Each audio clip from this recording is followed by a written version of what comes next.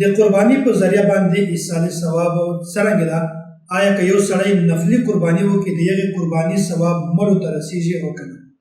نو مسله دا ده که یو سړی نفلي قرباني وکړي د ایصال ثواب دپاره قرباني وکړي دا قرباني صحیح ده او داسې په واجبه قرباني کې د نفلي قرباني حصه کېښودل دا هم صحیح ده، دا هم جواز لري او داسې دا نفلي قرباني دغه ثواب یوه کس ته هم رسولی شي او د ډېرو خلکو دپاره هم د دغه ایصال ثواب دا هم کولی شي. که خپل مور دپاره د دغې قرباني ایصال ثواب کوي دا هم صحیح ده، پلار دپاره ایصال ثواب کوي دا هم صحیح ده او داسې که چېرته دغې قرباني ثواب پیغمبرانو ته، صحابه کرامو ته، تابعینو ته، تبع تابعینو ته، فقهای کرامو ته، مجتهدینو ته، ائمه کرامو ته دغو ته د دغه ثواب رسول غواړي نو دا هم صحیح ده. او دا د ایصال ثواب په قرباني کې یوه غلط فهمي ډېره زیاته عام شوې ده.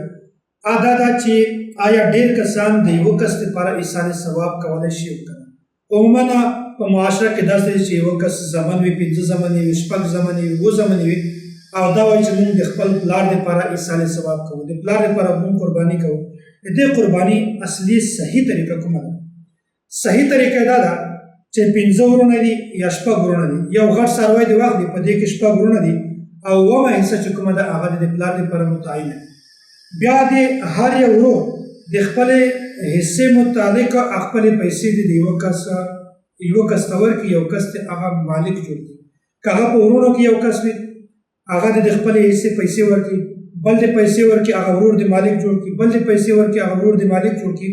بیا هغه کوم کس ته چې ټولو پیسې ورکړي دي د خپل پلار د ایصال ثواب دپاره بیا د هغه کس د خپل پلار دپاره د ایصال ثواب قرباني دي. دا بهترینه طریقه ده.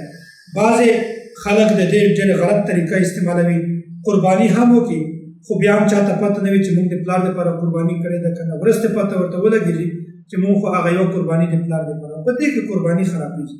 نو چې کومه طریقه ما درته وښودله چې هر یو ورور د خپله حصه دا د یو ورور ته ورکړي، هغه ته تملیک ورکړي، هغه د مالک جوړ کړي دا پیسې، بیا د هغه کس د خپل والد صاحب لپاره نفلي قرباني وي.